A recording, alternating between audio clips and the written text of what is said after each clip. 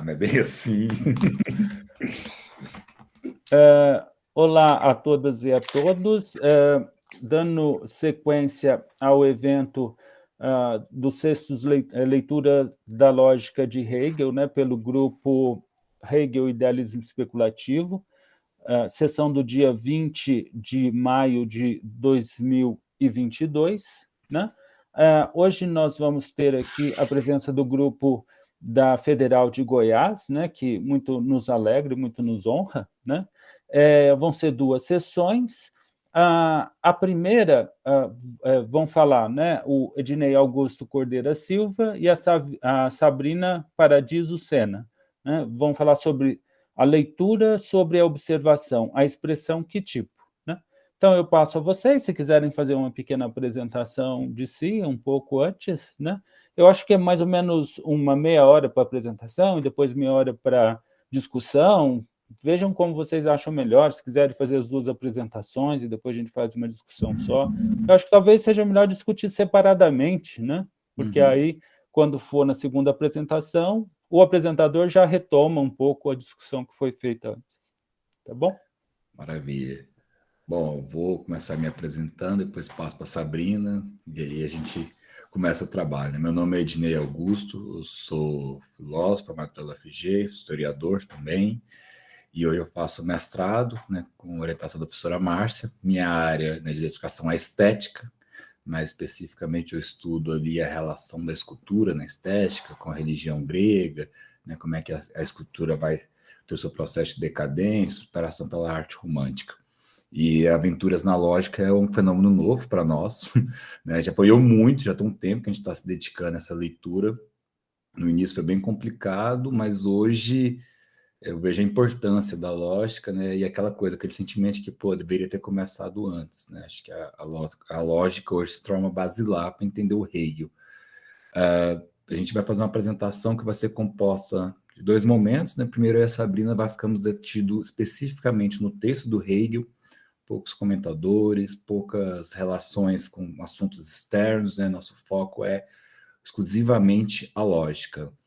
E depois o Washington vai trazer, né, nosso artigo que a gente está construindo, né, um trabalho em progresso ainda, para o evento do professor Agemi, um artigo que eu acho que vai explicar no detalhe nossas interpretações. Já tem um tempo que a gente está em cima disso, né? Foi fruto ali de mês, já deve ter mais de 5, 6 meses que a gente está trabalhando junto com a professora Márcia. A gente teve um monte de reunião, a gente reuniu na sexta-feira, à tarde, e agora a gente está começando esse processo de culminância. Sabrina? Bom, boa tarde, gente. Meu nome é Sabrina, né? Eu sou doutoranda em filosofia da UFG, sob orientação da professora Márcia, e, na verdade, o meu foco é estudar o conceito do trabalho nos escritos de Iena de Hegel. Então, realmente, a lógica está sendo essa primeira aventura mesmo na lógica, e é o primeiro evento que eu apresento alguma coisa sobre a lógica, né? Então, é bem marinheiro de primeira viagem mesmo. E aí, Ednei, você lança para a gente os slides? Coloco. Aí, pessoal, a gente preparou um slide, a gente ainda não compartilhou lá no grupo, a gente vai mandar depois, tá? Que a gente ficou um pouco em cima da hora ali, mas a gente vai compartilhar com vocês, tá?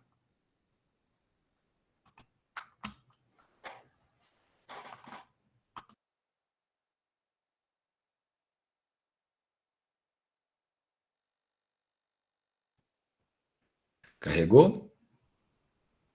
Aí, agora foi. Beleza, vai lá, Sabrina. Então, nosso objetivo, né, com essa apresentação é falar sobre essa parte específica do texto da lógica do Hegel, né, que é a observação, deixa eu cronometrar aqui, que é a observação, a expressão que tipo. Só que antes da gente entrar propriamente na observação, a gente achou importante situar aonde que está, né, essa parte na lógica do Hegel, e também desenvolver um pouquinho do que foi feito antes até chegar na observação, a fim da gente contextualizar mesmo o que a gente está falando, né? E aí a gente começa, então, com uma frase da professora Márcia, né? Que ela diz que o propósito da lógica é mostrar o desenvolvimento do pensar na trajetória do desenvolvimento do pensamento mesmo. Então, é uma frase que a gente colocou da Márcia, ela tentando conceitualizar e explicitar um pouco o que é a lógica, né? essa ciência do pensar puro. Então, a ciência da lógica, ou ainda a grande lógica, ela é dividida em 3 volumes e em 2 lógicas, né? A lógica objetiva e a lógica subjetiva. E a lógica objetiva, ela se divide em doutrina do ser e doutrina da essência, enquanto a lógica subjetiva é em doutrina do conceito. A doutrina do ser, ela é tripartida em qualidade, quantidade e medida. A doutrina da essência em essência mesma, aparência e realidade. A doutrina do conceito em subjetividade, objetividade e ideia. E nossa apresentação, ela se concentra na lógica objetiva, na doutrina do ser, no momento da qualidade. E ainda, a qualidade, ela é composta pelos momentos do ser, ser aí e ser para si. Então, a gente quis trazer um pouco esse quadro para mostrar que a nossa parte, ela é um pontinho, né, de toda essa grande lógica. Então, por isso que a gente sentiu a necessidade de contextualizar um pouco, né? Então, nosso foco está no ser para si, onde o Hegel. Daí a gente trouxe um pouco desses pontos que seriam alguns conceitos que a gente entendeu como fundamental para entender o desenvolvimento da observação e pontos que a gente elegeu como se fossem pontos bem importantes para a gente estar desenvolvendo o nosso próprio texto do ser para si, né? Então, a gente vai trazer um pouquinho do que a gente resumiu sobre isso e ressaltando que é realmente só um resumo, né? Sem a pretensão de estar esgotando o debate. A gente vai colocar algumas definições e a gente pode debater sobre essas definições depois, né? Então, o primeiro aspecto que a gente colocou como importante é que, no ser para si, o Hegel dá uma definição do que é o ser para si. E o que é, né? Lá na Ciência da Lógica, na página 164, ele fala: o ser para si é, como já foi lembrado, a infinitude que desabou no ser simples. Então, o que a gente entende por ser para si? O ser para si é ser infinito, que contém a diferença entre o ser vazio e a determinidade ou a negação do ser aí. Quando essa infinitude desaba no ser simples, é o ser para si. Então, ser para si é ser qualitativo, é infinito, e sua natureza negativa seria a falta de limites. O ser para si é um ser que nega suas determinações particulares, que retorna a si mesmo vindo do outro pelo qual foi determinado. Ou ainda, o ser para si é a simples relação consigo mesmo. Então, ser para si não tem a negação como limite, né? É a negação da negação. O segundo ponto é que no ser para si, nessa parte do ser para si, o Hegel explicita a relação que existe entre ser para si e ser aí, onde nós concluímos que ser para si é igual ser aí em alguma medida, mas eles são diferentes também em alguma medida, né?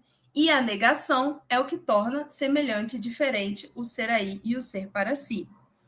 Então, o ser aí, ele é um ser separado como tal, sem qualquer qualidade específica. Porém, não é um retorno à indeterminação do puro ser, que é o ponto de partida da lógica. O ser aí é resultado da unidade suprassumida de ser e nada. Aí, citando a enciclopédia, né, parágrafo 89, ser aí, determinidade imediata ou essente, ser e nada, momentos do ser aí. Então, o ser aí contém apenas uma primeira negação, que é ela mesma imediata. A negação, então, é aquilo que determina a semelhança e diferença entre ser aí e ser para si, pois ambos possuem natureza negativa. O ser aí seria essa primeira negação e o ser para aí, a negação da negação ou a dupla negação. A negação com limite é ser aí, e o ser para si não tem essa negação como limite, né? É uma negação da negação e é a simples relação consigo mesmo. O outro ponto que a gente colocou é que, no ser para si, o Hegel demonstra a ideia de infinito como negação da negação e finito como negação simples. Aí a gente foi lá na enciclopédia, né, no parágrafo 94, no adendo, que o Hegel diz assim: aliás, quando dizemos que o infinito é o não finito, de fato, com isso, já exprimimos o verdadeiro. Porque o não finito, já que o finito é ele mesmo, o primeiro negativo, e o negativo da negação, a negação idêntica a si mesmo. E, por conseguinte, também a verdadeira afirmação. Então, o finito é o primeiro negativo e o infinito é o negativo da negação ou a afirmação. Quando se nega uma vez, temos o limite, a finitude e 2 vezes a infinitude. Depois, no ser para si, ele traz o tema do ser para outro, como uma extensão do ser aí, que está em unidade com ser para si e presente no ser para uno. E aí, com isso também, ele apresenta os conceitos e a relação entre algo e outro, né? Aí a gente foi lá na enciclopédia também, eu vou ler alguns pontos, mas está entre o parágrafo 90, 91 e o parágrafo 92 e 93 também, que ele traz um pouco sobre esse tema, que ele diz assim: o ser aí refletido sobre si mesmo é o algo. O ser outro é uma extensão do ser aí, do algo. Ora, além disso, o limite, enquanto é a negação do algo, não é um nada abstrato em geral, mas um nada essente, ou seja, aquilo que chamamos um outro. Junto com o algo, logo nos ocorre o outro, e sabemos que não há somente algo, mas que também há ainda outro. Ora, o outro não é um tal que nós só encontramos de tal forma que o algo também poderia ser pensado sem ele, mas algo é em si o outro de si mesmo. E o limite do algo se lhe torna objetivo no outro. Acreditamos, por exemplo, que a Lua, que é algo outro que o Sol, poderia muito bem ser, se o Sol não fosse. Mas, de fato, a Lua, enquanto algo, tem nela mesma seu outro, e isso constitui sua finitude.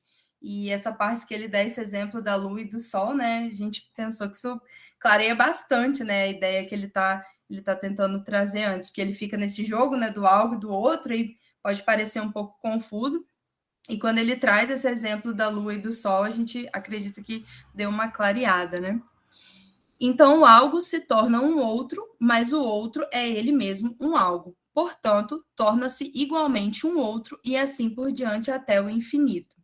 Então, né, tem o algo e o outro não é o algo, mas na medida em que o algo é o outro do outro, ele é a dupla negação, enquanto o outro é a simples negação do algo. Então, o ser para si é também ser para outro.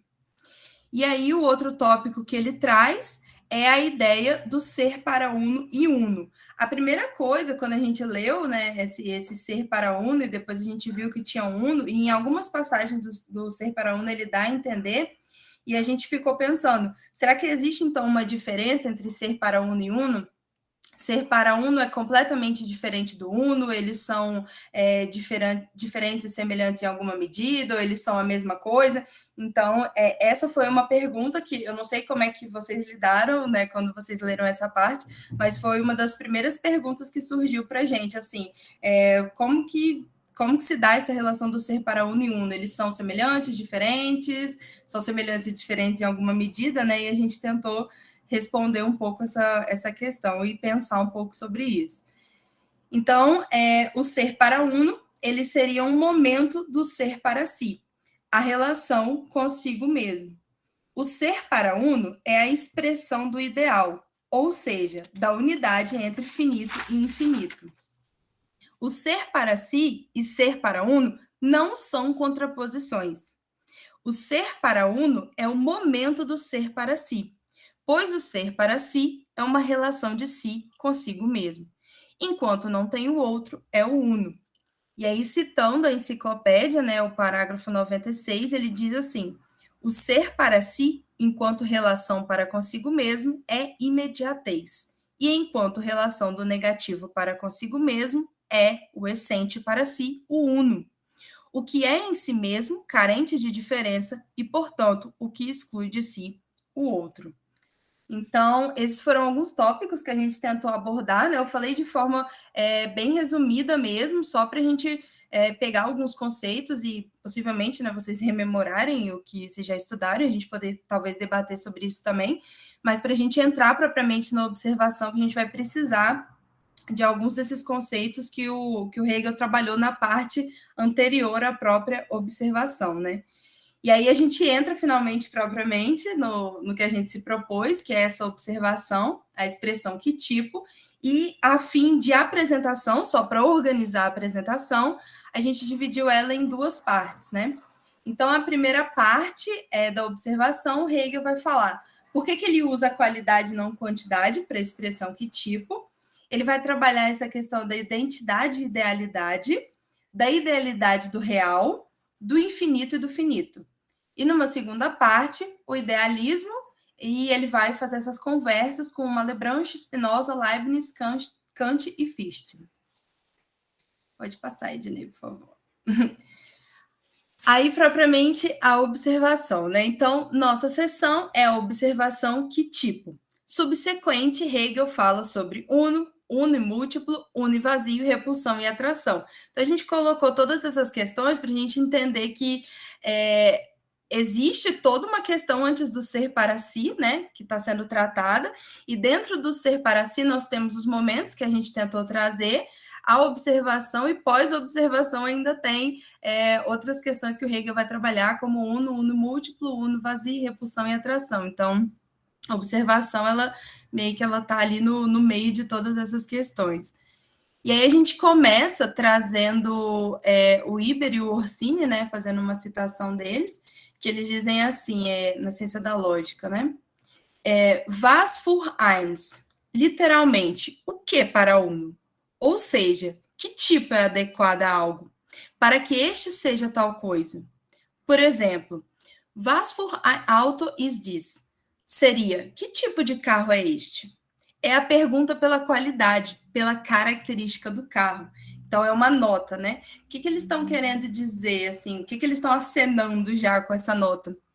Que quando você está fazendo uma pergunta sobre o tipo de algo, a gente está perguntando sobre a qualidade de algo. Então, você tá girando em torno da característica de algo, como eles deram o exemplo do carro, né? Então, quando você perguntar que tipo de carro é esse, você está fazendo uma pergunta pela qualidade, porque acaba que o que está em jogo aí são as características do carro. Então, é como se o tipo ele está ligado à qualidade por conta da característica. Pode passar. E aí, propriamente, né, no Hegel, né, o Hegel nos diz que perguntar pela qualidade pode soar estranho a princípio, mas essa pergunta acerca da qualidade é uma reflexão interna. E essa expressão tipo pode soar como algo idealista, visto que não tratamos da coisa especificamente, mas o tipo da coisa. Isso não quer dizer que, ao se deparar com a qualidade, nós não falamos de identidade. Esse reconhecimento da identidade ocorre porque, ao definirmos a qualidade de algo, também identificamos esse algo. Neste ponto, Hegel coloca a questão da idealidade, que é para ele a verdade da realidade. Então, o Hegel aqui, ele está falando, né, no parágrafo 96 aí, que ele dá essa definição, mas aí na própria ciência da lógica, né, no começo dessa observação da expressão que tipo, ele vai falar para a gente, né, pode parecer estranho quando a gente está falando que tipo é qualidade, né, porque quando você pergunta que tipo, pode te remeter a como se fosse algo idealista, né, então, a princípio pode ser meio estranho, mas quando você está tentando desenvolver essa pergunta do que tipo, falar sobre a qualidade da coisa, né, desenvolver essa questão sobre a qualidade, você acaba aqui falando sobre a identidade da coisa. Porque quando você está tentando definir, né, você está definindo essa qualidade da coisa, você dá essas características e por meio dessas características você pode identificar esse algo. Então, é dessa forma que a identidade ela está ligada com essa questão do tipo com a qualidade, né? E aí, no próximo, ele já vai entrar nessa questão da idealidade da realidade. Pode passar, Edith. Aí, propriamente, né, a gente lidou com essa questão da idealidade da realidade, que é uma coisa que a gente ainda está trabalhando em cima, e que a gente foi tentando definir o que seria, então, essa idealidade, essa realidade ideal e real, como que tudo isso se encaixa no pensamento do Hegel, né? E aí, o que nós concluímos na nossa leitura? Que a idealidade, então, seriam essas determinações suprassumidas. E o real é daquilo no que estão suprassumidas, né? São os suprassumidos na realidade. Então, o ideal é um momento, O real é um momento, e a idealidade é essa unidade do momento ideal e real, que são para uno e vale apenas para uno, né? E o exemplo de ideal que o Hegel dá, nessa parte da observação, né, que ele vai falar, é, como exemplo, a autoconsciência, o espírito e Deus, né? Então, segundo Hegel, a idealidade compete inicialmente às determinações suprassumidas. Isto é, se determino que isto é algo, estou colocando essa determinação na realidade. A idealidade é a suprassunção dessa determinação primeira. Pode passar. Daí, continuando, né, ele vai dizer que eu, espírito e Deus são ideais porque são infinitos, mas não são idealmente diversos do para uno, porque se fossem idealmente diversos do para uno, seriam imediatos, ou o ser aí, ser para outro. Deus é para si, é porque é para ele, é relação consigo mesmo. O ideal é para uno, não para outro. Ele é uno, o uno é ele mesmo. Deus, por isso, idealidade, abarca dois momentos nele mesmo. A idealidade como totalidade. Se tivéssemos ideal ou real como unilateralidade, não seria uno. Logo, seriam apenas ser aí e não ser para si. O uno é real e ideal. Então, Deus tem que ser os dois, senão seria unilateral. Aí aqui ele está trazendo a ideia, né, que nós percebemos, que é uma diferenciação que o Hegel vai fazer, né, sobre a questão de ser unilateral e uno, né? Se você focar só, falar, por exemplo, de Deus só como ideal ou só como real, você estaria fazendo uma leitura unilateral. Logo, ele não seria uno, ele seria ser aí, né? E quando você está fazendo uma leitura de Deus como idealidade, que abarca o real e o ideal, daí a gente está podendo falar como o uno, né? Que aí é essa unidade. E aí, lá na enciclopédia, parágrafo 96, no adeno, ele ajuda, né, a esclarecer um pouco mais, e ele fala assim: quando dizemos eu, é isto a expressão da infinita e, ao mesmo tempo, negativa relação consigo mesmo. Pode-se dizer que o homem se diferencia do animal e, assim, da natureza em geral, porque se sabe como eu. E, com isso, se enuncia ao mesmo tempo que as coisas da natureza não chegam ao livre ser para si, mas, enquanto limitadas ao ser aí, são sempre ser para outro. Daí ele continua, né? Ora, a idealidade não é algo que haja fora e ao lado da realidade, mas o conceito da idealidade consiste expressamente em ser a verdade da realidade. Isto é, que a realidade posta como e em si mostra-se ela mesma como idealidade. Então, Deus é, portanto, para si, na medida em que ele mesmo é aquilo que é para ele. Ser para si e ser para uno não são, portanto, significados diversos da idealidade, mas são momentos essenciais e inseparáveis da mesma. Essa última parte já é a ciência da lógica, na página 166. Aí, então, Deus é para si porque é para ele. É uma relação consigo mesmo. Eu e Deus são expressões infinitas e negativas de relação consigo mesmo, graças ao ser para uno, que suprassume o outro. Senão seriam apenas ser para outro. Na idealidade, as determinações são apenas para uno e valem apenas para uno. No ideal, cada um é apenas para uno. Aí a gente focou bastante nesse exemplo de Deus, né, para tentar explicitar essa questão, mas lembrando, né, que ele dá como exemplo de ideal a autoconsciência, espírito e Deus, né, mas dando o exemplo de Deus, por exemplo, você vai perguntar, você vai falar, Deus é, e Deus serve para. E quando você pergunta, né, sobre o que Deus é e para o que Deus serve, acaba sendo uma única e mesma coisa. Então, Deus seria a idealidade porque ele abarca os dois momentos dele mesmo. E aí a gente fez um voo livre de interpretação sobre essa questão e a gente pensou assim, que se você define o que é e para o que é aquilo que é e sendo a mesma coisa, como autoconsciência, espírito e Deus, são para uno. Por quê? Quando se pergunta o que são e para o que são, acaba sendo a mesma coisa. Porque é como se eles fossem suficientes nele mesmo. E são idealidades, porque são determinações suprassumidas. Não é real porque não estão suprassumidos, né? E aí foi meio que uma leitura de voo livre que a gente fez aqui para tentar definir e entender por que o Hegel coloca o Deus como idealidade, né? Que tem que abarcar esse momento do ideal e real, e, por exemplo, não Deus como real. Então, foi uma leitura em voo livre que a gente tentou pensar aqui do porquê. Pode passar, Ednei. E aí, então, o ideal do finito é a sua unidade em relação ao infinito. O ser para si, na sua relação finito e infinito, não estabelece o uno, por isso é ser para uno, né? Então, de novo, ele traz essa coisa que não estabelece o uno, mas é ser para uno. E a gente ficou pensando sobre se eles são diferentes, né? Se são semelhantes, a mesma coisa. E a gente entendeu que esse ser para uno, ele é um caminho, né? Ele está caminhando para se estabelecer como uno, né? Mas o que moveu a gente a pensar um pouco nisso foi tentar entender se esse uno e ser para uno eles seriam semelhantes, diferentes ou um pouco de cada em certa medida, né?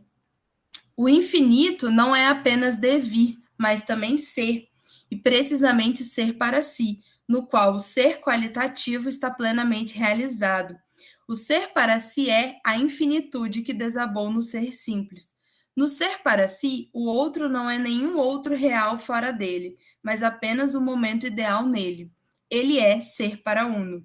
Essa nova situação lógica, Hegel esclarece por meio da estrutura autorrelacionante da autoconsciência. Ser para si e ser para uno não são dois diversos estados de coisa, mas dois aspectos de uma única idealidade do ser para si, portanto, de um e do mesmo estado de coisas. Então, a gente compreende, né, pela questão, que o infinito, ele é ser para si, um ser para si qualitativo, o outro está suprassumido nele, o ser para uno, que vai se tornar uno, né? Então, o ser para uno que está a caminho de se tornar uno. O ser, aí, tanto que a gente ressaltou, né, a questão da divisão, de como que está essa parte do ser para si, né? Ela é dividida em ser para si como tal, ser aí, ser para uno, depois o uno. Então, o ser para uno, ele não é diferente de ser para si, mas ele é o mesmo momento dessa idealidade.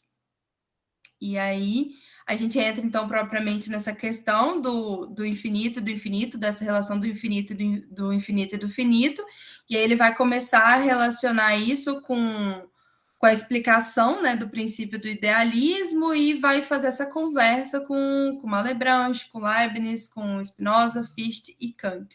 E aí eu passo a bola para o Ednei.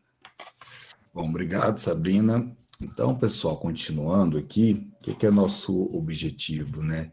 É estabelecer a interpretação da lógica como um processo. O Washington vai falar disso de maneira mais detida na hora dele, mas quando a gente foi estudando a lógica, debruçando, a gente foi vendo essa questão desses processos, como a Sabrina especificou muito bem, né? O ser para si, o ser para aí, o ser para uno. Então, a gente foi sempre lendo e buscando, né, como é que Hegel vai estabelecer esse caminho, né, esse caminho do logos. Indo já para o próximo, o que a gente vai fazer aqui? Partir dessa interpretação de finito e finito, para a gente chegar lá nos comentadores, dos outros filósofos, que o Hegel estabelece. Primeiro, para chegar ao princípio do idealismo, é necessário compreender a diferença entre finito e infinito, e como a superação desses dois produz um infinito verdadeiro afirmativo. Agora, o finito não é mais real, ele é o ideal. Cito, o infinito afirmativo é a realidade em sentido elevado. Essa é a nota do tradutor, né? E aí, o que a gente quer dizer aqui? Quando foi conversar sobre essa passagem, Sabrina usou esse termo voo livres, que é quando a gente pega o autor mesmo e fica ali em cima dele, discutindo horas e horas, somente em cima do autor, evitando, né, os comentários, lógico, depois a gente usa para ver se a gente está mais ou menos indo para o caminho correto, E aí dos nossos grandes debates, né, foi essa diferença ali entre o infinito e o finito. E aí uma coisa que já ficou um pouco mais clara para nós é que o infinito não é o oposto do finito, nem vice-versa, né? Uma vez porque se a gente coloca essas duas categorias como opostas, seria como se o infinito tivesse algo limitando ele, a saber, né, o finito. Então, o que é essa ideia de finito? É algo que está dentro, né, como um conjunto, né, está dentro do infinito. E é interessante notar, não haver uma separação necessariamente clara entre finito e finito, e poderíamos pensar que finito é um elemento que constitui o infinito, mas, se assim fosse, ou o infinito teria contido dentro dele uma limitação, a saber, o finito, ou ele seria algo diferente do finito. O que para Hegel apresenta é o infinito ideal, que está presente no idealismo, que faz essa observação aqui. Outra passagem que tiramos aqui, que a questão importante é: se ao lado do ser para si permanece ainda de modo autossuficiente, o ser é infinito. Mas, além disso, se no infinito já está posto até mesmo o momento do para uno, um comportamento do ideal para consigo como ideal. E aí, de novo, essa questão que eu estou trazendo como processo, né? A nossa leitura sempre foi entendendo que, da mesma forma que autoconsciência, Deus, né, são processos desse para uno, a gente entende aqui que o finito e infinito também são relações de consolidação desse logos, né? Trazendo os filósofos que Hegel dialoga, né, ele gasta mais tempo com Leibniz, mas primeiro a gente tem Spinoza. E por que Spinoza, né? Todo mundo sabe, o Hegel é um leitor de Spinoza, tem diversos momentos dentro da Enciclopédia das Ciências Filosóficas, tem citado Hegel dentro da história da filosofia. O Hegel dedica longas páginas sobre o Spinoza, e o Spinoza tem aquela famosa frase, toda determinação é negação, que é uma frase muito importante para pensar, né, toda essa estrutura aqui da lógica. E Hegel traz substância de Spinoza e define como, né? Por substâncias, na ética, Spinoza define: por substância entendo aquilo que existe em si mesmo e por si mesmo é concebido. Então a substância está aqui, né? Então ela, ao mesmo tempo, ela existe automaticamente, ela se autodefine, então está tudo dentro dela. Então Hegel entende que a substância de Spinoza está mais para um ser da escola Leata, né, lá Parmenides e companhia, onde o ser é imóvel e não pode não ser, né? O ser é e não pode não ser. E assim o uno sempre existiu sendo indivisível. Vale lembrar que para Spinoza a infinitude, perfeição ou indivisibilidade fazem parte da substância. Portanto, o infinito está submetido àquilo que a substância é. Assim como os aleatas, a substância é imóvel, e para Hegel ela não chega à determinação do ser para si. Por que ela não chega? Porque no último tópico define Spinoza, tem negação e não a suprassunção. Como a gente não tem o outro, só tem em si mesmo, então ela sempre fica ali se autodefinindo, ela não tem o outro para se definir. Em Malebranche, o Malebranche é um daqueles filósofos que a gente, né, pelo menos na minha faculdade, estudei muito pouco, e né, a gente não tem uma grande tradição de leitura dele, mas é um cara que vai estar discutindo diretamente com Descartes, né, principalmente com essa questão do eu cartesiano, né, da res cogita, resistência. O Malebranche, ele tem uma coisa que, né, em último momento ali, a gente for trabalhar no limite, fica parecendo que não precisa ter o corpo para ter o eu, né? Então é um nível assim, de idealismo bem forte, apesar de que, né, alguns leitores falam, não fazem essa leitura do Malebranche como idealista, né? O André Pili, no seu livro Malebranche, ele fala que o objetivo do Malebranche é uma explicação do intelecto, né? E que nossas experiências são de um mundo inteligível, trazendo uma leitura de Platão, depois Descartes, e obviamente ele vai estar nessa seara, né? Se pensarmos o idealismo, né, como uma relação entre identidade e realidade, podemos, segundo Hegel, ler no idealismo de Malebranche um uno voltado para Deus. É importante deixar claro, né, que para Malebranche, Deus é a causa de tudo. É um pensamento extremamente religioso. E esse Deus de Malebranche é a causa responsável por tudo. As ideias não são outra coisa do que a pura vontade do divino Deus. Ele é o ser que proporciona tudo que existe. Deus é o ideal, sendo que para Hegel, o idealismo de Malebranche é um idealismo explícito. Porém, existe algo de indeterminado. Determinado porque fica, né, aquela coisa, quem determina Deus, né? E aí chegamos ao Leibniz. Primeiro, o Leibniz é um filósofo importantíssimo, né? E eu trago aquela coisa, ele é mais importante, principalmente para o pessoal aí da área das exatas, da física, astronomia e até na economia, né, pelo seu cálculo infinitesimal, o famoso cálculo integral. E aí tem uma querela famosa, a discussão de se foi Leibniz ou Newton que fez primeiro, etc., mas hoje é meio que já ponto pacífico, né, que foram criados próximos ali, mas cada um foi para o seu caminho. E qual que foi a vontade, né, que o Leibniz possibilitou? Né? Ele possibilitou uma compreensão matemática dos fenômenos físicos. Isso é muito interessante, porque pegando todo aquele momento ali da Idade Moderna, a gente percebe que é um grande processo de evolução da humanidade. E aí a gente consegue ver todas as explicações, né, desses debates filosóficos na realidade. Então eu acho muito interessante esse período, porque existe aquela discussão do povo, né, leviana, para que serve filosofia, essa coisa, e aí a gente traz Newton, traz Leibniz, traz Galileu e demonstra, olha, esses caras aqui que vocês tanto admiram, né, vêm da filosofia, estabelecem discussões metafísicas para depois chegar em discussões, né, do dia a dia. O ente de Leibniz, segundo Hegel, né, a nômada é um ideal. Hegel diz que o representar é um ser para si. E aquilo que ele determina não é limitado, por isso não é um ser aí, mas um momento do ser para aí.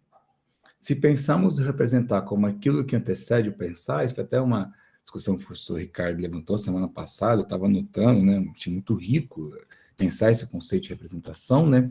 O pensamento de Leibniz traz um problema. Isso porque a mônada, né, ao mesmo que ela representa, ela se percebe, e aí existe uma multiplicidade de uns, né, se a gente for pensar assim. O outro não é um limite da definição, mas o outro é tão somente outro, não estabelece a suprassunção de ser e do outro. Por quê? Porque a mônada labesiana, elas não estão conversando uma com a outra, elas não precisam dessa relação. Né? O múltiplo das mônadas são múltiplos não relacionados. Né? A relação das mônadas é estabelecida por um terceiro e não por elas mesmas, né? Que é nós estabelecendo a relação dessas várias unidades mônadas, né? Então nós, como terceiro, que relacionamos ela. É um ser para si que não contém o ser aí. É como se fosse um puro pensar externo. A mônada é como uma agulha magnética, esse é o exemplo que o Hegel traz, que é muito interessante, né? Que é o magnetizar uma agulha, ela sempre vai apontar para o norte. Então, ela é uma consciência unilateral, ela só tem um caminho. Né? E o comportamento seu, ser aí, é pré-estabelecido e determinado como uma pluralidade abstrata. O seu ser aí não se aprende como ser para outra. Então, o ser dela é só para ela mesma. E aí chegamos, né, já encaminhando para o fim aqui da nossa comunicação, em Hegel, ele vai estabelecer agora com Kant e Fichte. Naturalmente, isso é uma parte extremamente complexa que Hegel faz em um parágrafo, né, aquela capacidade maravilhosa de síntese, assim. E aí, o que é a discussão aqui? É a famosa discussão da coisa em si, né, ou que o pessoal traduz no Fichte, né, do trava ou do choque. Trava é uma tradução que tem na Pensadores, né, o professor Claude sempre nos chamava a atenção nessa discussão, e aí eu traduzi como um choque talvez seja um pouco melhor, né? E aí o que o Hegel está criticando? Que esse ser aí do Kant e do Fichte, ele tem um problema, né? Esse progresso infinito.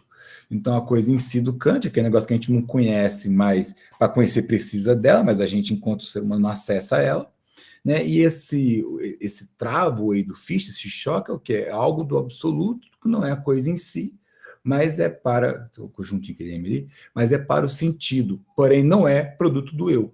Então, é o Fichte fazendo esse diálogo com o Kant, dessa questão da coisa, ele vai definir uma nova coisa em si, né? Essa coisa que trava, que é absoluta, mas a gente não conhece. Né? O idealismo de Kant e Fichte para Hegel não trapaça o dever ser ou o progresso infinito. E assim, o eu está determinado apenas como ideal, sendo para si. Porque parece, né, que para definir o eu tem uma coisa externa, seja a coisa em si, seja esse choque. E aí, já encaminhando aqui, eu botei uma pequena observação, né, no pensamento de Fichte, podemos saber que somos sujeitos e por isso não somos substâncias. A substância é o eu a si mesmo, o absoluto em Hegel é substância e sujeito. Kant, né, a substância, talvez o sujeito seja substância. Em Fichte, sujeito não é substância. Hegel, sujeito é substância, e para Hegel, o eu de Fichte está no campo da subjetividade, né? Então, esse eu do Fichte é um eu que não está avançando, etc. Que é uma crítica que o próprio Fichte fazia, né, ao eu cartesiano, ao dizer o eu pensa, não estou dizendo nada, e aí o Hegel fala que não, que na verdade o Fichte não está, né, esse eu dele é um eu subjetivo. Bom, é isso a nossa comunicação. Eu agradeço muito ao professor Ricardo pela oportunidade, né? Espero que eu e Sabrina tenhamos sido o mais claro possível. O assunto é complexo, mas a nossa ideia aqui era fazer uma observação, né? Apresentar essa observação e já deixar ali um plano de fundo para o Washington depois estabelecer o nosso tema em si, né, do separa-si lá no nosso artigo, tá bom? Muito obrigado, Sabrina, obrigado, professor Ricardo. E pelo nervoso, quando comecei a apresentar também, eu nem agradeci, gente. Queria agradecer pelo espaço, né, que vocês deram para a gente estar trazendo a nossa discussão. Então, obrigada pela oportunidade e por vocês estarem ouvindo. Parabéns pela apresentação. Eu gostei muito, vocês foram muito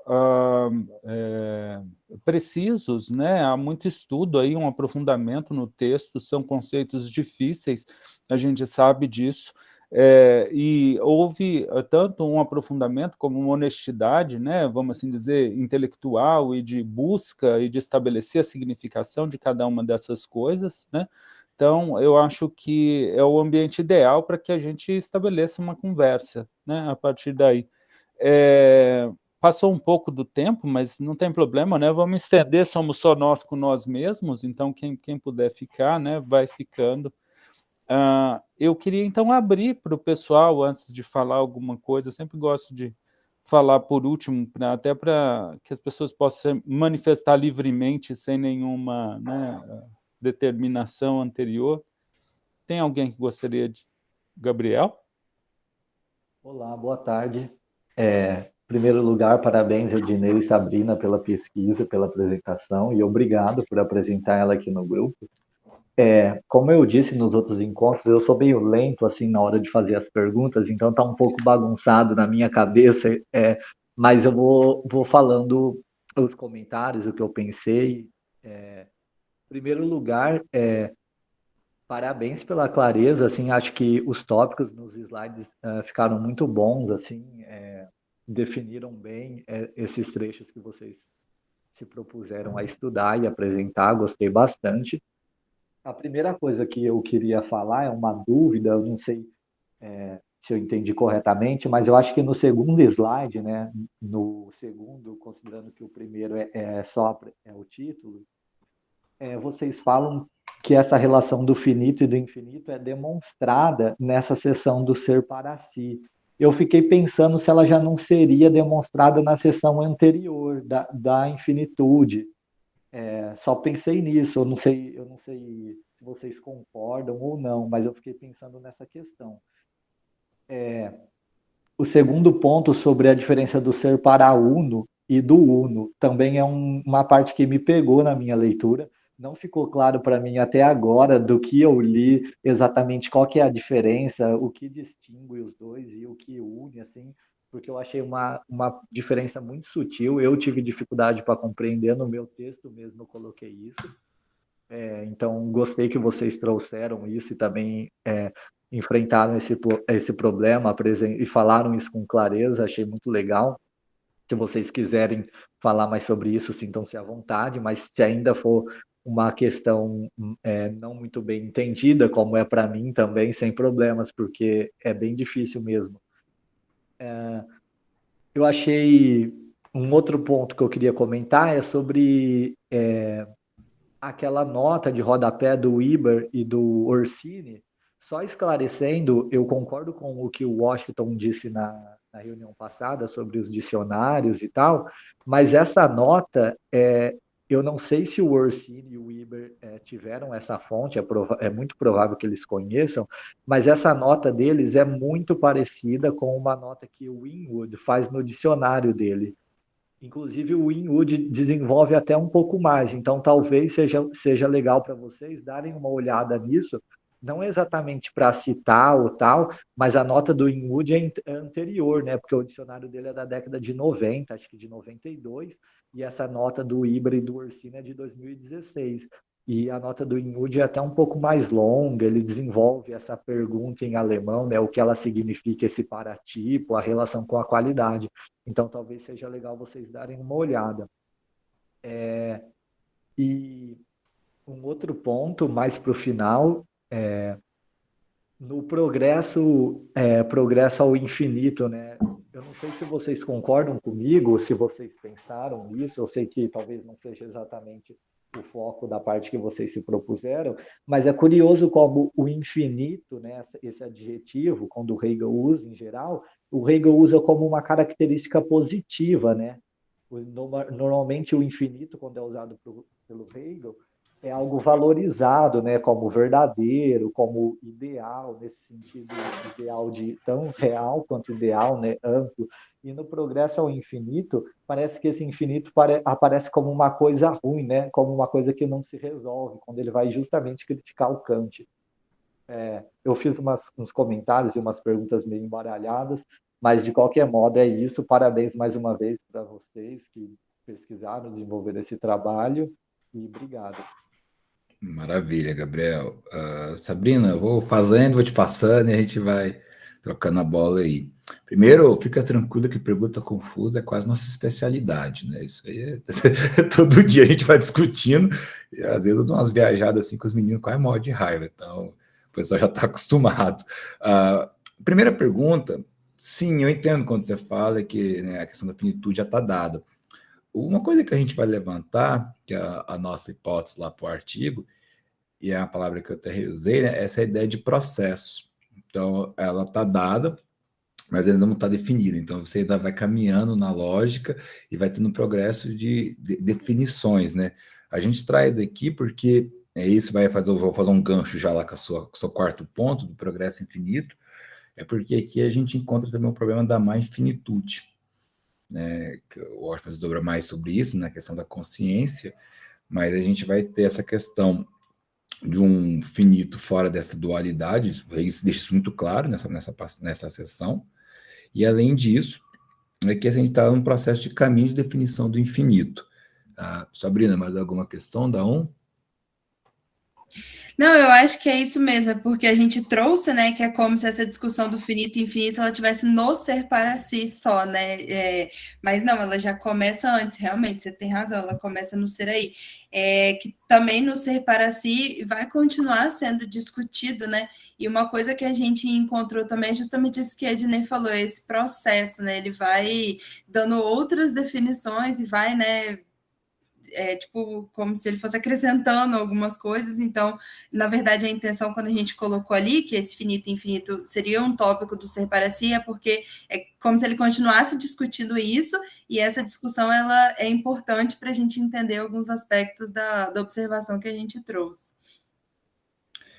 Bom, indo para o segundo tópico, né, o ser para uno e uno, ficamos felizes que você também ficou ali em cima desse debate, então não é um problema exclusivamente nosso, ali de interpretação, e realmente a diferença é singela. O primeiro momento que falou, né, eu e Sabrina discuti muito, eu acho também, e fomos, eu sempre queria trazer que há uma diferença, mas eu não conseguia explicar, ainda não consigo explicar tão bem, mas a gente trouxe a nota lá do Orsini, lá da apresentação, que eu acho que ajuda um pouco, que ele faz essa questão de momentos, né? Separa si, separa o ser, né? Ser aí, separa uno, são momentos de separa si. Então, eu percebo que essa ideia de um separar para uno ser diferente do uno, porque de fato ele ainda é, mas não chegou, né? Ele está no caminho. Sabrina? Pois é, essa coisa de se reparando do Uno, eu tô rindo porque isso é uma coisa que eu e a Dina já discutimos com a Márcia, e ela justamente ela deu essa explicação, né? Que é como se fosse esse caminho, ele ainda não é propriamente Uno, se reparando, ele tá no caminho, mas de verdade, assim, para mim não convenceu ainda. Então eu não sei propriamente dizer se ele é totalmente diferente, se não é, ou alguma coisa, mas me incomoda muito e não sei, para mim tem uma diferença aí que só que eu ainda não sei falar propriamente sobre isso, mas essa explicação de é porque é um caminho, tudo bem, ok, eu concordo, mas não concordo 100% que é só isso, assim, para mim tem mais coisa, mas eu ainda não sei o que é. Aproveitar o professor Ricardo hoje aí, né? A gente já, já lança a pergunta. Também tá todo mundo, Gabriel também tá aí, né, gente? É a discussão. Vamos para a terceira questão da nota que tipo. Assim, Gabriel, eu me amarro no Inútil, eu leio muito ele, eu acho um acesso massa. Eu entendo a preocupação do Orte, eu concordo, né? A gente não tem que engessar um filósofo tão dialético quanto o Hegel, né? Um cara de movimento constantes. Mas o Yudi, às vezes, é pegar aquela no detalhe, a discussão, a origem da palavra no alemão, e o Yudi faz isso muito bem, eu gosto muito. E claro, né, nossos tradutores têm acesso a esse material. E eu gosto muito da nota, porque a nota do Orsini e do Liber é curta e pá, né, aquela com poucas ideias, né, o cara já define ali e vida que segue, por isso que a gente utilizou ela. Obviamente que ela pode se desdobrar de maneiras muito mais interessantes, né? Acho que a Sabrina falou muito bem essa parte, eu vou passar para ela, mas a gente não utilizou o Yudi só por uma questão de tempo e tentar ficar mais focado ali. Mas nas nossas leituras aí, o Yudi é o cara recorrente, né? Bobeou, a gente está olhando ele para ver, discutir, mas foi uma coisa que a gente não usou por uma questão de encurtar o processo. Sabrina? Sim, não, mas eu acho que vale a pena, né? De repente a gente voltar lá no dicionário e fazer, né, essa comparação e entender melhor como é que essa nota está no dicionário e como que essa nota está, como ela foi trazida, né, pelo Iber e pelo Orsini, né? De repente, acho que essa indicação do Gabriel vale a pena a gente voltar lá e olhar isso mais detalhadamente, né? Que a gente pode acrescentar muita coisa para a gente, né? E o quarto ponto, né? Eu não vou, como o pessoal, dar spoiler, a gente vai falar disso daqui a pouco novamente, mas um dos nossos pontos fortes aí é compreender, né, que no separacia a consciência ainda não desenvolveu o infinito, né? Então tem uma má infinitude ali. Por isso que quando você falou, parece que infinito aí não é positivo, é negativo, porque a gente faz essa leitura que realmente, né, e concordamos com você, que nessa parte ali tem um problema ali, tem um infinito que não está positivo, né? Que aí a nossa leitura vai jogar esse infinito para a consciência, tá bom? A Sabrina, um comentário? Para essa questão do infinito, não. Tá bom. Vamos, Ricardo, acho que é isso, né? Não sei se eu respondi, Gabriel, se ficou com a dúvida. Responderam sim, agradeço mais uma vez. Só salientando novamente, né? Eu achei muito legal essa comparação que vocês fizeram de trazer esses outros filósofos que o Hegel menciona, porque, ao menos para mim, isso facilita muito contrapor o modo como Hegel entende e o modo como esses outros filósofos entendem e o que Hegel está criticando neles, né? Então, achei realmente muito legal. Eu imagino que dava para fazer uma baita pesquisa se nós tivéssemos o tempo, né, e o acesso ao material de modo perfeito, porque na história da filosofia, né, ele deve mencionar ainda mais esses filósofos, então, mas de qualquer modo, muito interessante mesmo, parabéns e obrigado pelas respostas. Valeu, eu agradeço pelas perguntas, Gabriel. A gente que agradece. Quem mais gostaria de perguntar, sugerir? O pessoal está quieto, acho que é o frio. Tá congelado. Tá bom, vamos lá. Então, eu gostaria de comentar, se ninguém mais vai comentar. Ops, parece que alguém... Alexandre? Diga, Alexandre. Eu só queria, primeiramente, parabéns, né, pela apresentação dos dois. Eu gostaria de saber a referência da primeira citação que a Sabrina utilizou da Márcia. É um artigo, é um livro? Alexandre, vou mandar o link aqui agora, tá bom? Aí você já pega o livro. Nada, tamo junto. Então, ok. Bom, eu queria começar falando alguma coisa sobre o uso de dicionários, né? Porque, assim, às vezes eu me preocupo um pouco de como a filosofia é ensinada e como a gente faz isso no Brasil. E eu entendo essa crítica ao uso de dicionários. Eu tive vários professores, né, da USP, da Unicamp, E a ideia é de que a gente, quando lê um dicionário, a gente acaba se pegando a interpretação que está sendo dada lá como se fosse, né, a do próprio autor, e isso é ruim, né? Então, veio meio tipo assim, um trabalho, entre aspas, de preguiçoso, né? Em vez de, sei lá, você pega e aí aquilo já está deturpado, e como é que fica aquilo? Então, era um tanto quanto condenado, né? E até assim, já ouvi coisas do tipo, a leia, mas não cite, né? Eu acho, num certo sentido, isso uma atitude um tanto quanto ruim. Da minha parte, eu acho que, sim, os dicionários estão aí para ser usados, principalmente no nosso caso, onde eles são feitos por comentadores de Hegel, então são estudiosos mesmo, né? Só que é aquela história, né? Para se fazer um uso crítico dele, né? Isso significa não tomar aquilo como verdade, mas como uma interpretação, e aí você vai dialogar com ela, vai dizer, olha, concordo, não concordo, né? A mesma coisa para os comentadores, né? Desculpa, os comentadores da tradução, né? Ou as traduções, os comentários dos tradutores, né? São para ser usado de uma forma crítica. Em especial aqui, eu não tenho nada ao contrário, eu concordo com os comentários dos tradutores e que vocês trouxeram, então não estou falando isso para que necessariamente a gente coloque, né, eles em dúvida ou coisa do gênero, mas de qualquer forma, esse uso crítico que eu acho importante. Isso significa principalmente no confronto do texto, né? Se o texto parece ou não concordar com aquilo, e em função da interpretação mesmo que a gente está fazendo, né? Ok. Bom, a partir daí, eu gostaria de comentar um pouco a interpretação, né, que vocês fizeram, né, dessa leitura. E pelo que eu senti de tudo que vocês disseram, a ideia, é centrar no processo, na lógica, né, compreender até a própria lógica, estabelecer a interpretação da lógica como um processo, por exemplo, foi algo que foi dito, né.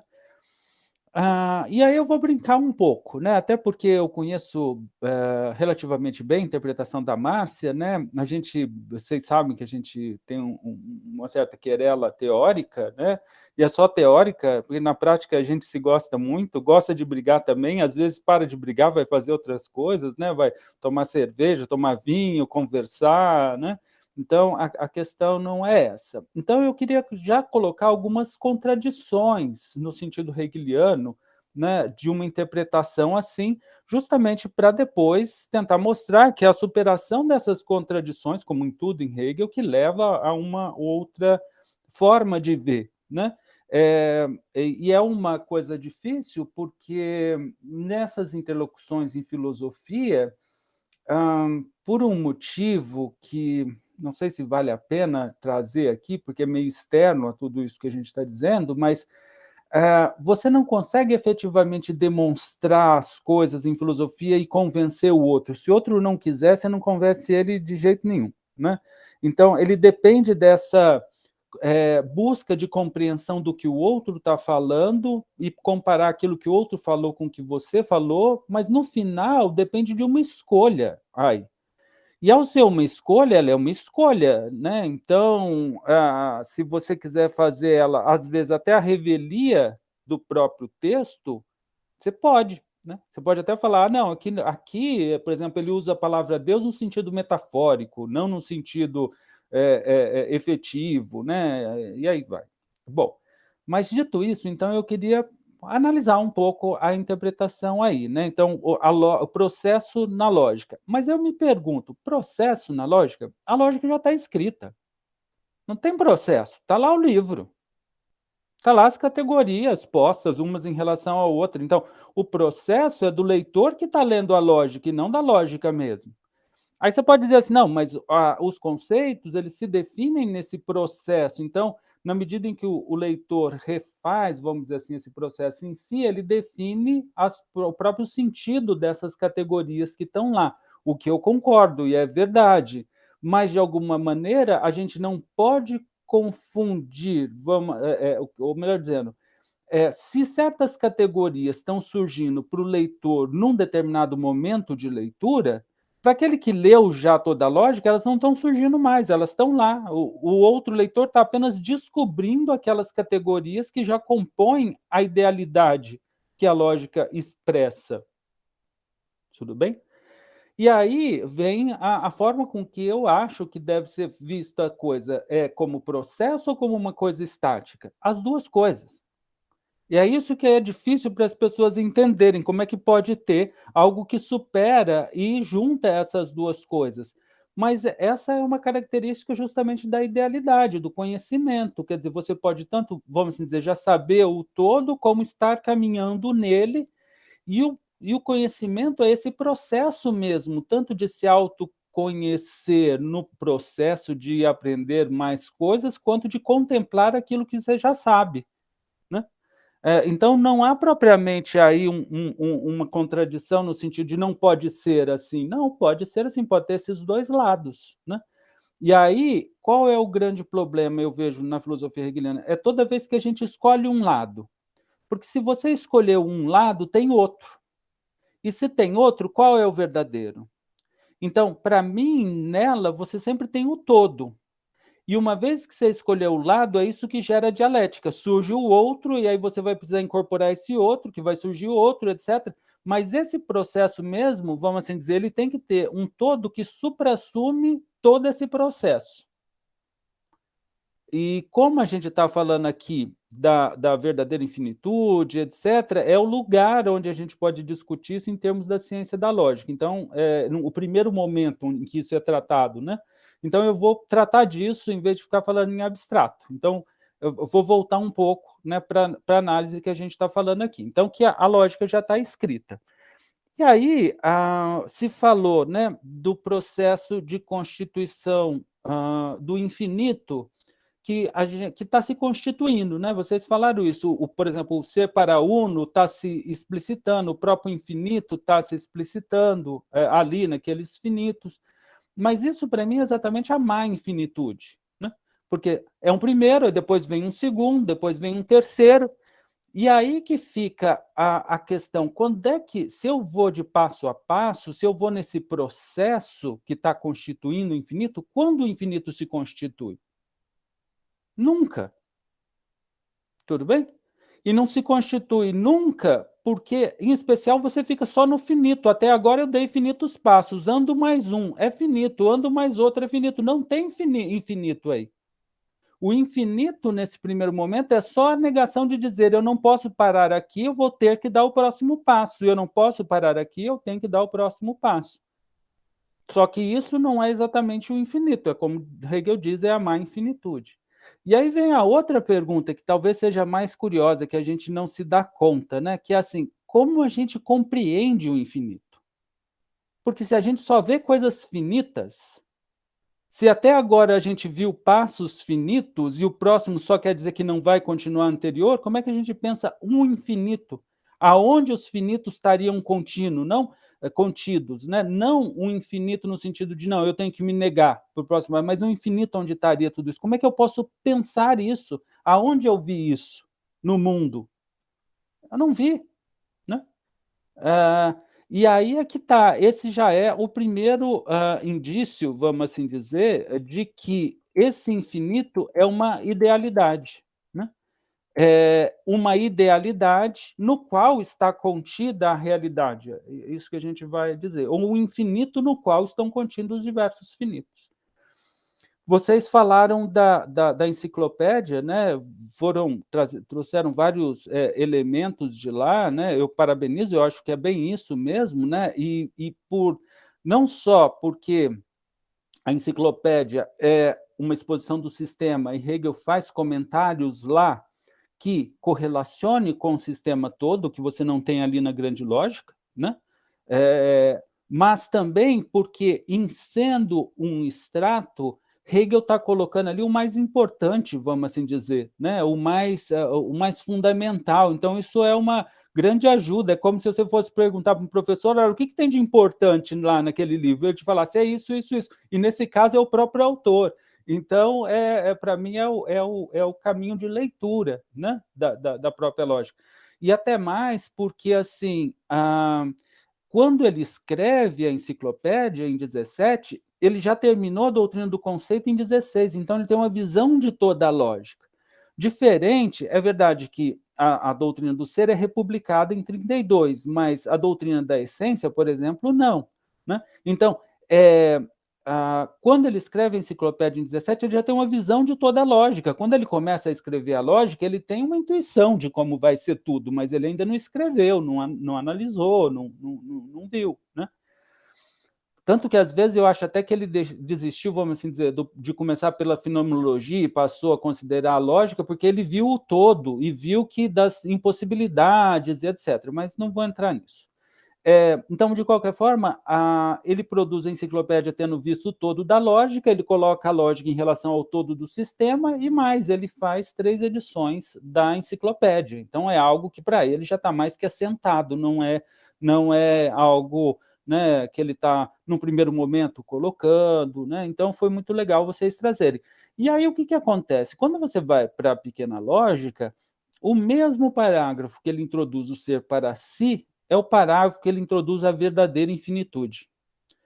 Então, ele acaba de inserir a verdadeira infinitude e aí ele fala do ser para si. Deixa eu ver se eu até consigo ele aqui, peraí, só rapidinho.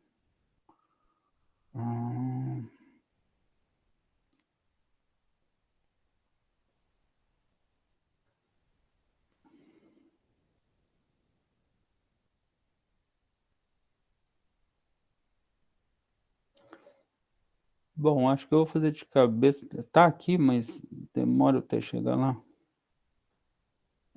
Está aqui.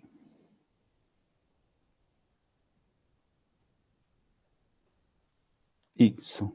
Então, ele fala, né, que o outro tem um outro frente a ele, esse outro, e é preciso, então, negar esse processo de negação, numa dupla negação. Essa segunda não está no mesmo nível da primeira, porque senão só geraria um outro do outro, mas gera um outro que supera esses outros e tem, então, portanto, esses outros contidos dentro dele, que é a verdadeira infinitude, né?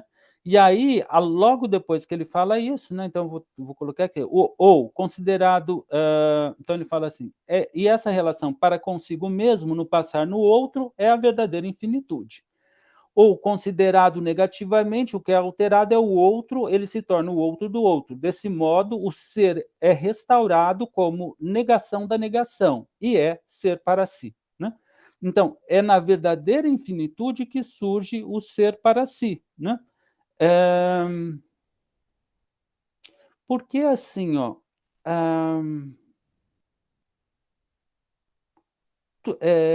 tudo... De onde eu pus isso? Aqui. Eu faço a pergunta, o que não é ser para si? O que não é ser para si? Quer dizer, se não tem algo que não seja ser para si, não há outro verdadeiramente do ser para si. Tudo bem? E tudo é ser para si. E se tudo é ser para si, o presente, o finito agora que está aqui é ser para si, o que passou, até mesmo na medida que nós estamos falando dele, ele também é ser para si, e o que vai vir também é ser para si. Na verdadeira infinitude, o que vem para frente é a exposição daquilo que está. Então, é nesse sentido, o ser para si só pode ser verdadeira infinitude. Né? E como a gente falou da compreensão do infinito, ele é idealidade. Idealidade que tem dentro dela a realidade. Vocês, muitas vezes na interpretação de vocês, houve uma certa oposição entre realidade e idealidade, como se fossem duas coisas que estão em contraposição. Né? Da forma com que eu vejo, não é assim. O que a gente chama de realidade, esse ser aí imediato, ou essa relação dos seres aí imediato, está dentro da idealidade, dessa compreensão. E vejam que isso já é assim na lógica, porque as determinações que são trazidas na lógica, né, a gente estava falando da compreensão, elas são determinações lógicas. Né? Então, ou seja, elas são determinações conceituais. Então, ser é um conceito, ser puro é um conceito, nada é um conceito, devir é um conceito, estar aí é um conceito, ao mesmo tempo que tem a sua parte ontológica, de ser. E é essa, vamos dizer assim, a grande brincadeira e a grande genialidade, talvez, da obra hegeliana. Tudo que ele está desenvolvendo ali é, ao mesmo tempo, ideal e real e ontológico, né? Se vocês pegarem lá na enciclopédia mesmo, quando ele fala do ser puro, ele fala assim, o ser puro é tanto abstração quanto pensamento imediato, né? Alguma coisa assim, deixa eu pegar lá. Rapidinho.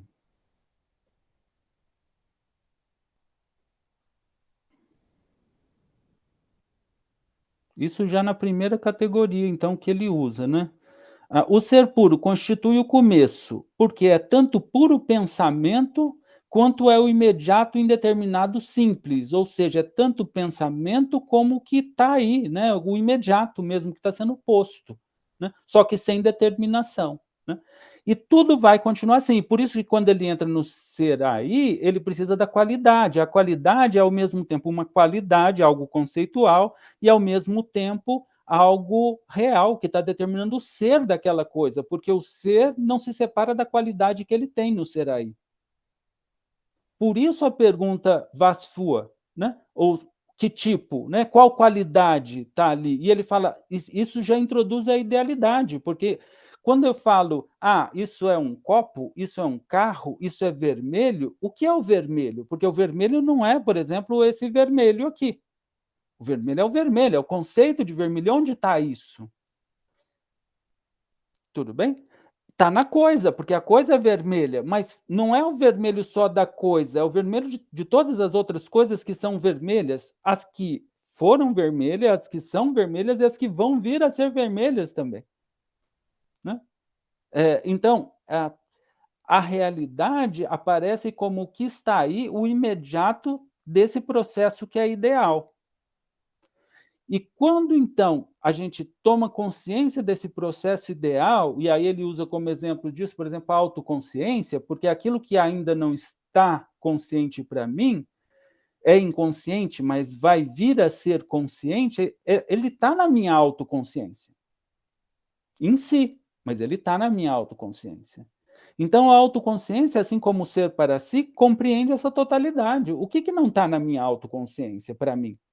Não tem sentido, não tem nem sentido eu tentar dizer de algo que não estaria para mim dentro da minha autoconsciência, né? Então, nesse sentido, essa é a primeira determinação desse infinito, desse verdadeiro infinito. O grande problema é que tudo isso é um tanto quanto indeterminado, né? Tá bom, mas o que está dentro dessa verdadeira infinitude? O pior é isso, tudo está lá dentro. Então, se tudo está lá dentro, como é que eu vou saber o que é? Mas agora eu já tenho o conceito dela, né? Então, tendo o conceito, eu posso pensar as coisas que vão vir segundo esse conceito, e nada vai sair dela, né? Desse conceito, né? Desse ser para si, né? Por isso ele é a verdadeira infinitude. E aí, nessa paciência do conceito,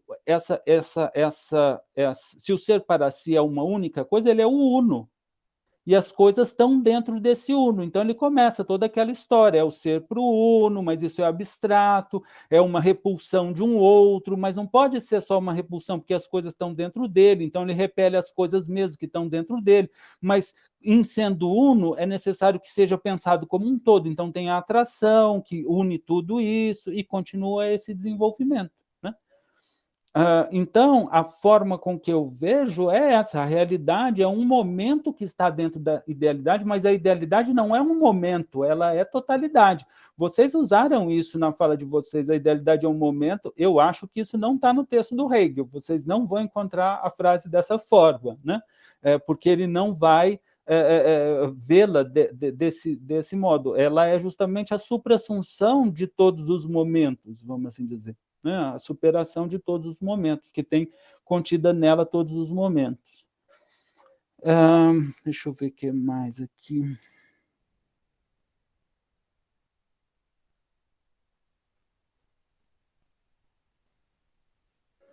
Eu acho que esse é o principal mesmo, né? Eu acho que não... E isso é muito interessante, porque, vejam, a gente disse tudo isso que a gente disse, sem necessariamente entrar no conceito, no ser como sendo a expressão do conceito, né? Falamos do conceito no sentido de uma propriedade, etc., mas não usando, né, como alguns falam de uma antecipação, já trazer o conceito para cá. Não, a gente está analisando o que seria esses elementos, né?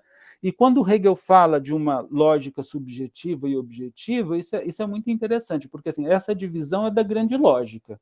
Depois, na pequena lógica, ele não retoma isso. E aí você fica com esse objetivo e subjetivo na cabeça, né? Dizendo assim, aonde, né? Por que uma coisa ou outra?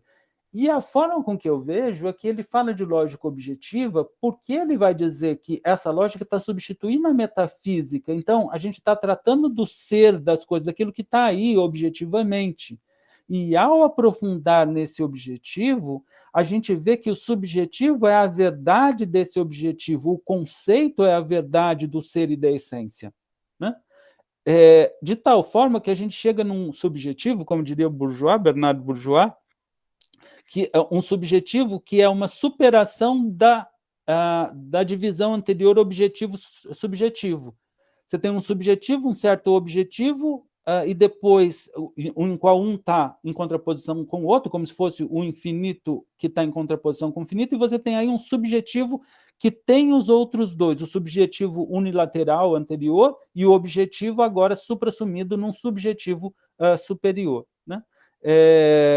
Então, nesse sentido que eu vejo, e isso fecha, num certo sentido, o tratamento, né, do ser como qualidade e inaugura agora a relação da quantidade, ou seja, dos elementos no interior um do outro e uma unidade de pluralidades, porque o número, se você pensar, é uma unidade de pluralidade. Você fala 3, você fala é o 3 ou são 3?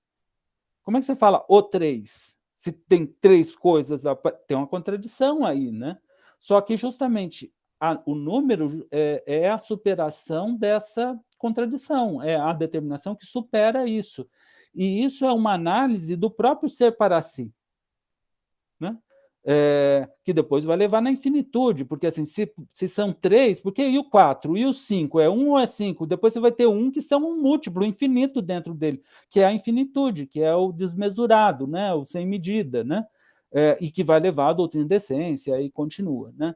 Então, essa é a forma com que eu vejo que é a mais tranquila, vamos assim dizer, de interpretar o Hegel, e que não tem oposições a ela, ao contrário, vai colocando dentro dela tudo, todo o resto, tudo que parece ser oposto, de tal maneira que a oposição, por exemplo, assim, a um outro do ser para si, o outro é parte dele. É interessante a gente pensar, a parte é um outro de um todo ou não? Né? Então, é e não é. E esse é e não é uma contradição que você não consegue resolver, a menos se você ficar no entendimento só, né? Não passar para a razão, né? Porque é e não é parte, então é o mesmo todo que está ali, é uma parte dele, não é porque uma coisa é o todo, não a parte. E, num certo sentido, todas essas contradições aqui do infinito, né, do verdadeiro infinito e do finito, ao meu ver, é meio essa relação de parte e todo. É verdade que, no caso da parte todo, isso é estático, e no caso do verdadeiro infinito, está lidando também com processos, né? Mas, para mim, há um processo de explicitação de algo que já é. Lembrei, era uma última coisa que eu queria dizer. Bom, tá bom, mas e o ser para si, ou verdadeiro infinito, ele tem um ser aí? Porque o ser aí tem uma determinidade, é finito. O ser para si, o verdadeiro infinito, ele tem um ser aí, um ser finito? Sim, ele tem uma determinidade, que é essa de ser o que ele é, ser infinito, verdadeiramente infinito, ser para si. Mas é uma determinidade, porque isso é o que está aí dele, a gente o reconhece imediatamente, né? Então é o que está aí dele. Só que essa determinidade não tem um outro no sentido que o ser aí, né, do algo tinha, que era finito, porque o que contrapõe a ele é justamente isso que é parte dele, e não algo que é exterior a ele, né? Então, ele tem uma determinidade e vai se estabelecendo no interior de si mesmo. O que, com isso, a gente consegue recuperar aquela unidade que o Spinoza introduz na história da filosofia. Então, a partir de Spinoza, você não vai, num certo sentido, né, você não vai falar de um outro, de duplicidade, é uma unidade que é buscada, e é isso que um pouco o idealismo alemão venera, né, no Spinoza, que volta a ser relido por causa dele, porque até ali ele era tratado como um cão morto, né, como dizia o Lessing. Né?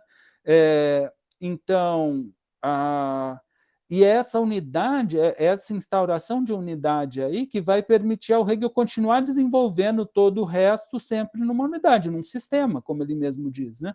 Onde não há essas contraposições. Bom, eu teria muita coisa para falar aqui, mas não é o caso. Então, eu só queria trazer mesmo essa questão mesmo da análise dessas categorias e como elas estão relacionadas, e que se a gente não adotar essa categoria do ser para si como ser da verdadeira infinitude, vai ficar uma lacuna nas categorias, no conjunto de categorias. Onde está o ser, que é o ser do verdadeiro infinito? Né? E eu não sei, precisava rever, mas eu tenho quase certeza que tem passagem do Hegel que ele vai falar quase explicitamente isso, que o ser para si é o ser do verdadeiro infinito. Né? Então, é nesse sentido que eu acho, já preparando para a próxima exposição, né, que vocês vão fazer, né, que o ser para si tem que ser o ser do verdadeiro infinito. Aí se pergunta, e qual é o ser do mal infinito? Eu não sei se tem. Talvez não tenha, talvez justamente por ele ser mal, ser falso. Porque, assim, aonde está o verdadeiro, o mal infinito na próxima, próximo é do que eu descobri até aqui, é do que vai vir, eu não sei, para mim fica estranho essa categoria de um ser do mal infinito. Né?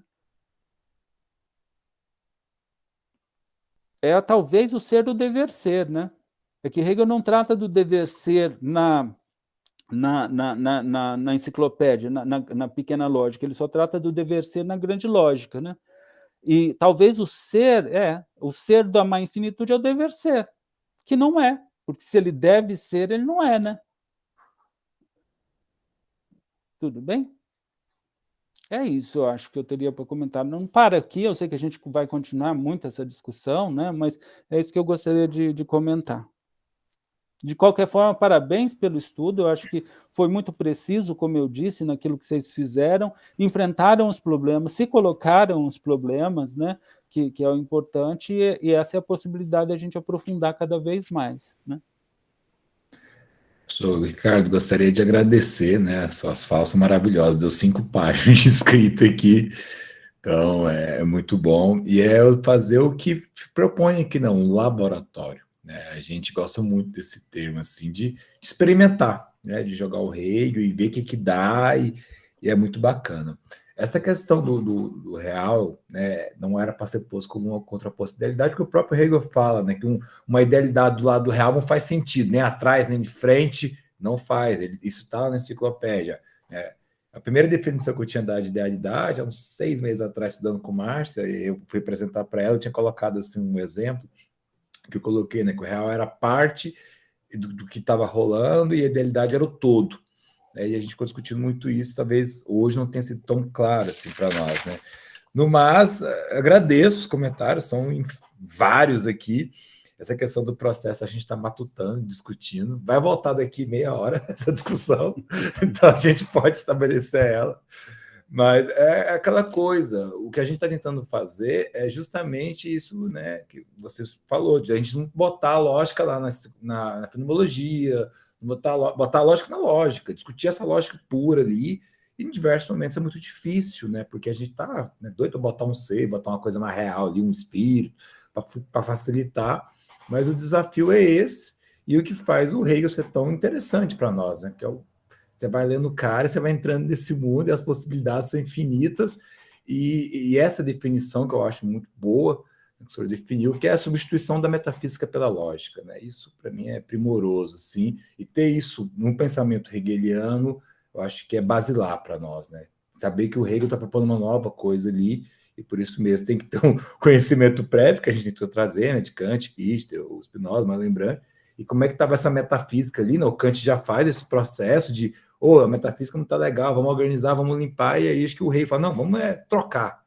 Né? Vamos pôr a lógica, vamos pôr uma coisa aqui mais estruturada e hoje eu estava mais cedo estudando, pensando, né? De certa forma, a gente é quase contemporâneo de Hegel, né? A gente não é tanto tempo diferença, então ainda a coisa tá fresca, né? A gente ainda está tentando entender. Concordo, gênero, número e grau. Sabrina? Agradecer, né, as observações, eu também anotei, mas já que a gente está nesse ambiente que a gente pode falar, né, e discutir sobre as coisas, então eu vou lançar uma questão que a gente colocou no grupo e discutiu, mas para mim ainda não está resolvido, assim como esse negócio de separar uno e uno, para mim não está resolvido. Essa questão da idealidade do ideal, eu sempre levanto isso para os meninos, falo com o Austin, com o Ednei, para mim, tudo bem, eles respondem, eu compreendo, mas não está 100%, porque a idealidade está, né, até na página 166 da Ciência da Lógica, né? Ele vai falar que a idealidade, né, realmente é essa totalidade, e aí depois ele fala, né, que o real é um dos momentos, o ideal é de novo um dos momentos e o real o outro, mas a idealidade é isso, que ambas as determinações são igualmente apenas para uno e vale apenas para uno. E aí ele coloca nessa questão que a idealidade é como se fosse essa totalidade, aí o real é um momento, o ideal é outro momento, e aí eu fiquei, mas então ideal e idealidade, então teria alguma diferença, assim, meio que sutil, e aí os meninos até comentaram, né, que seria essa substantivação, né? Não sei direito, mas nesse sentido assim, né? Mas será que é só isso assim mesmo? Isso não, para mim não está 100% resolvido assim, não. Eu só queria colocar isso em discussão mesmo, porque para mim, pessoalmente, isso não. Eu não sei se é só isso mesmo. Essa parte do momento, você está na ciência da lógica mesmo, é isso? Isso, tá na 166. É o primeiro. Deixa eu ver se confirmar se é o primeiro parágrafo. É o segundo parágrafo da observação. Tá, deixa eu ver se eu encontro ela aqui. Tá. Será que é esse aqui? Ah, não, esse daqui ainda está lá. Não sei, outro momento da infinitude. Você disse da observação dessa do Vasfu, é isso? Isso. Deixa eu ver aqui, então. É que eu estou com a versão eletrônica aqui, então eu não tenho página, é um pouco mais difícil de procurar. Você não sabe, não, aí onde está, Ednei, que você usa ela também em PDF, de repente você vê a página. Vou pegar não, aqui. É que a minha é em EPUB, eu gosto mais de ler sem ser no PDF. Mas no PDF eu acho que é a mesma, é só uma reprodução. Agora, bom, se você me leu, e de fato, assim, eu acho que ele falou de um momento e outro momento aí, né? E o Hegel, eu acho que é meio assim, ele não tem muito rigor. Tem hora que ele fala coisas que eu quero matar ele. Eu falo assim, bom, eu estou defendendo uma coisa, você acabou de falar uma frase que se eu interpretar literalmente, vai contra aquilo que está sendo dito, e aí você não consegue convencer ninguém, né? Colocando lá. Mas então, para interpretar isso e para justificar essa interpretação, eu usaria a própria forma de pensar dele, né? Ele fala que não há nada do qual se fale uma coisa e não possa se falar do contrário dela, né? Falar o contrário, né, daquilo que foi dito sobre a mesma coisa. Tudo bem? Aí você fala assim, mas isso então é um vale tudo, né? Porque se eu posso falar a coisa e o negativo da coisa, etc. O que acontece, ao meu ver, é que, veja, Hegel está trabalhando justamente com essa noção, que, num certo sentido, vem pós-Kant, de que essa realidade é uma realidade para o eu, num certo sentido, uma realidade construída. O que não significa que é uma realidade que não é real, quer dizer, que não tem uma relação com a coisa em si. Para o Kant não vai ter, para o Hegel vai. Né? Mas na medida em que ela é construída, uma mesma coisa pode ser olhada de um lado e de outro. E se unilateralmente você assume um lado ou outro, aquilo está em contradição um com o outro. Então você tem que chegar numa concepção superior, né, de algo que pode ser olhado por aquele lado, e pelo outro lado e dizer, olha, tá vendo? A verdade disso é essa unidade. E esse daqui está olhando só desse lado, esse daqui está olhando só daquele lado. Tudo bem? De tal forma com que o que vai sendo verdadeiro é esse sistema dos diversos momentos. Né? E aí é que está, porque se é assim, o ser para si é o momento superior que contém todos os momentos que foram expostos até agora, mas também vai ter os que vão ser expostos para mim enquanto consciência, mas que ainda não foram. Então, para mim, ainda não são nada, vamos assim dizer, e já estão lá dentro desse negócio, que coisa, né, meio louca isso, mas vamos lá. Mas não é essa a sua pergunta. Sua pergunta é sobre idealidade e ideal, né? Que é o tal do idealitet, né? Esse tet aí do final, que é esse idade, que transforma, então, um substantivo, que é ideal, por exemplo, em qualidade, né? Idealidade, né? A qualidade daquilo que é ideal, né? O Gabriel talvez tenha muito a falar sobre isso, porque ele ficou quebrando a cabeça sobre isso e não chegou a muito lugar, e depois eu fui ler sobre isso da última vez.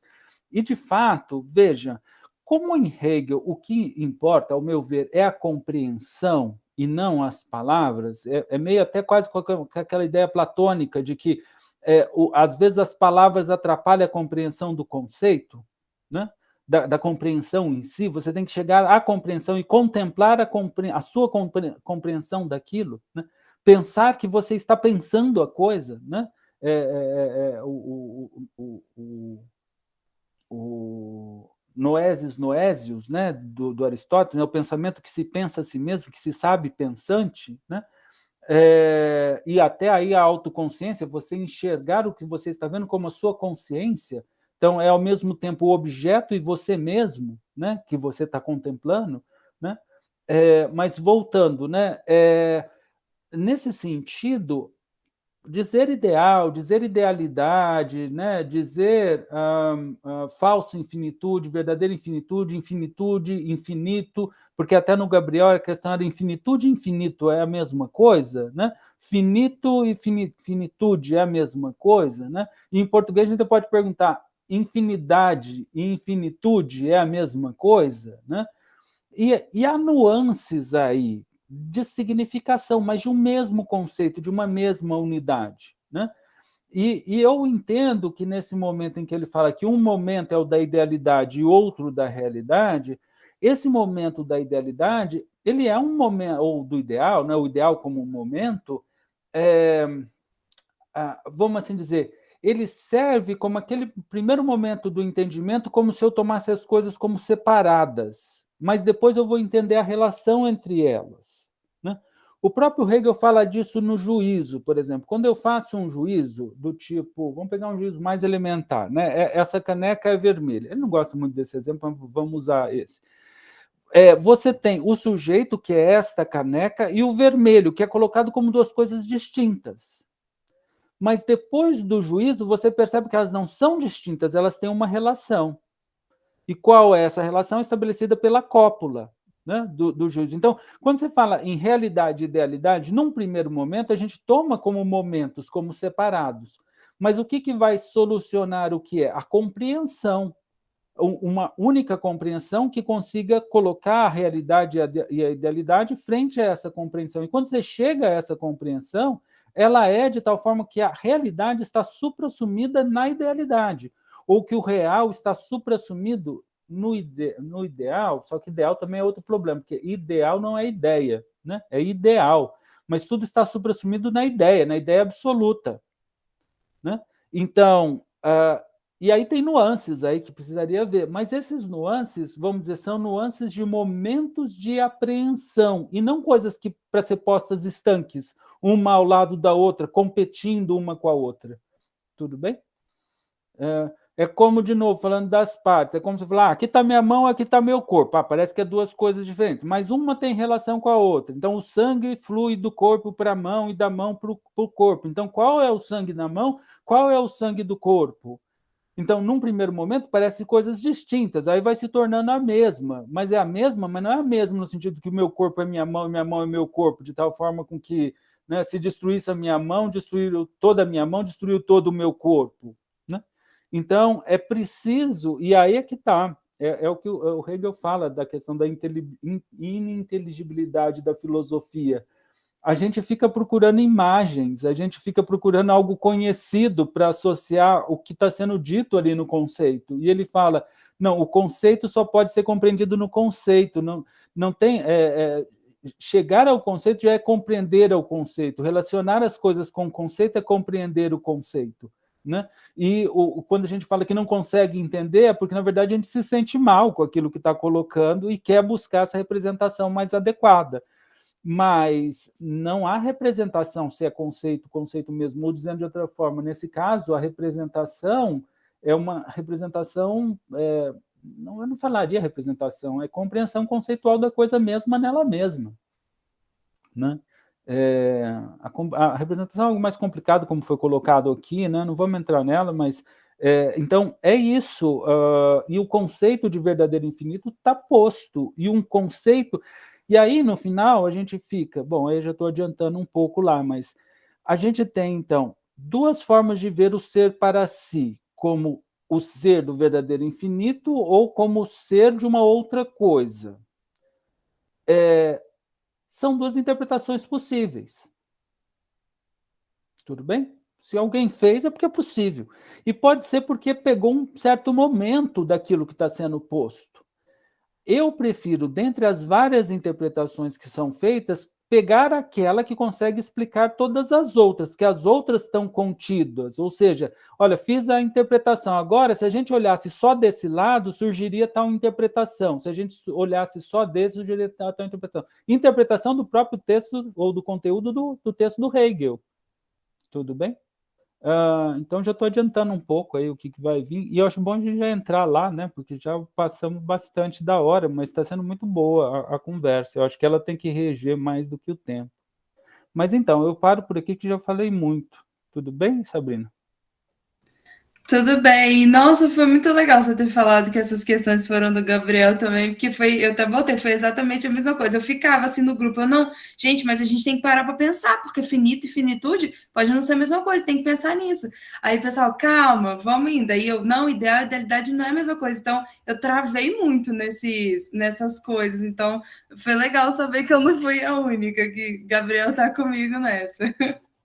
Mas obrigada pela explicação, entendi agora. De nada, Gabriel, quer falar alguma coisa? Professor, não, acho que você falou muito bem a questão. Se eu falar, só vou repetir, a gente só vai levar mais tempo. Mas a Sabrina não está sozinha aí nesses problemas. Mas eu aprendi aí com o ocorrido, né, do último congresso, a talvez não perder tanto tempo nessas palavras, porque como você disse, né, as palavras são uma coisa e o conceito é outra coisa, né? E eu fiquei horas e horas investigando essa diferença e por fim eu acabei concluindo que não tem tanta diferença assim, que talvez o Hegel não menciona isso, né? Não tinha porque eu ficar procurando inúmeras literaturas secundárias para ver se alguém investigou isso e não encontrei nada. Então só acabei perdendo tempo mesmo, mas ficou aprendizado. Ok, então, obrigado. Eu vou, então, interromper essa gravação para a gente começar a outra.